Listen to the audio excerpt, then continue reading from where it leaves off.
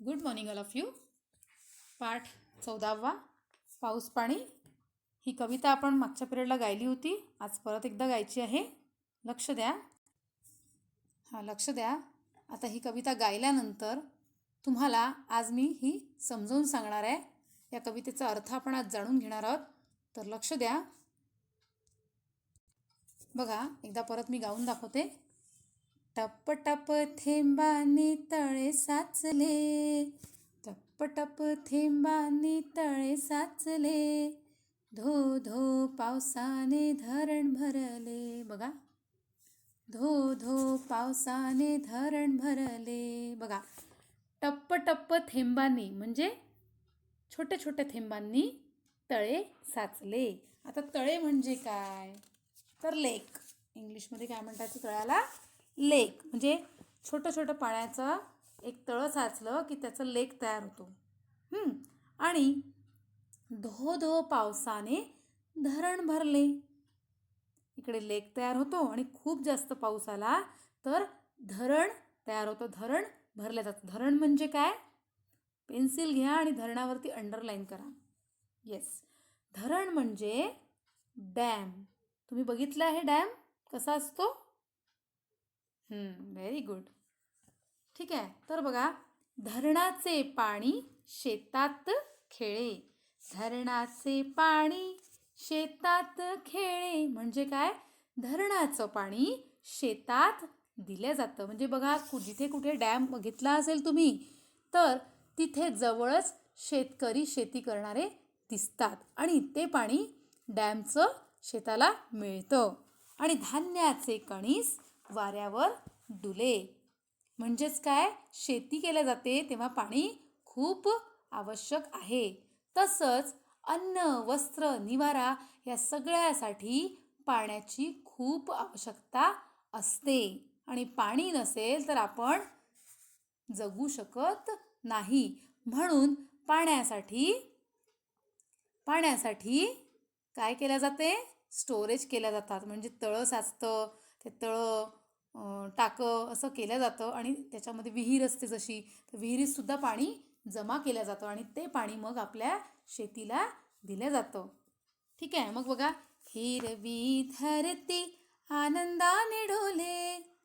म्हणजे शेती झाल्यानंतर शेत कसं दिसतं? हिरवं हिरवंगार दिसतं आणि ते कसं आनंदानं डोलतं. म्हणजे वारा जर आला, डोलणे म्हणजे काय? डोलणे म्हणजे काय?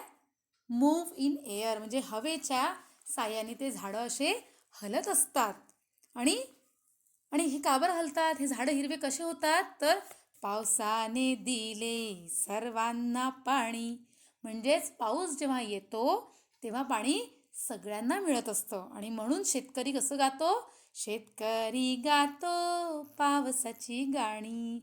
शेतकरी गातो पावसाची गाणी. म्हणजे तो आनंदित होतो. तर हिरवी धरती. धरती म्हणजे काय? लँड, जमीन. लँड, जमीन. आणि शेतकरीला काय म्हणतात? फार्मर. असे हे शब्द तुम्हाला लक्षात घ्यायचे आहेत. लक्ष द्या. बघा, आत्ताच कवितेचा आपण अर्थ बघितला. तर त्या कवितेमध्ये जे आलेले शब्द आहेत, कठीण शब्द, त्याचे अर्थ मी तुम्हाला लिहून देते आहे. ते वहीत तुम्हाला लिहून घ्यायचे आहेत. बघा, पाऊस म्हणजे रेन. पाऊस, रेन. मी एक शब्द 2 वेळा वाचणार आहे. माझ्या मागून तुम्हाला वाचायचं आहे आणि नंतर वहीत लिहायचं आहे. आणि कविता जी तुम्ही लिहिलेली आहे त्यात हे शब्द दिसतात का बघायचे आहे आणि अंडरलाईन करायचे आहेत. काही काही शब्द लक्ष द्या, समजून घ्या आधी. थेंब म्हणजे ड्रॉप. थेंब, ड्रॉप. तळे, लेक. आता हा तळे शब्द आहे, हा तुमच्यासाठी जास्त नवीन आहे. थेंब, पाऊस हे शब्द तुमच्यासाठी नवीन नाही आहेत, पण तळे हा शब्द नवीन आहे. तर तो शब्द कवितेतला तुम्हाला अंडरलाईन करायचा आहे. तळे, लेक. तळे, लेक. साचणे, टू गॅदर. साचणे, टू गॅदर. धरण. आता हा धरण शब्दसुद्धा तुम्हाला अंडरलाईन करायचं आहे. धरण, डॅम. धरण, डॅम. भरणे, टू फिल. भरणे, टू फिल. शेत म्हणजे फील्ड. शेत, फील्ड. धान्य, ग्रेन्स, धान्य. आता धान्यसुद्धा शब्द हा नवीन आहे.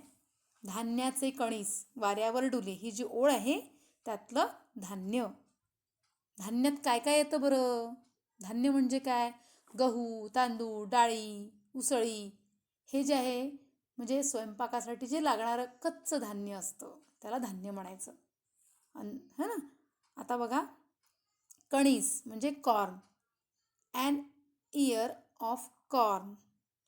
वारा, वाइंड, हा शब्द याच्या आधीसुद्धा गेलेला आहे. वारा, वाइंड. डुलणे म्हणजे मूव्ह इन एअर.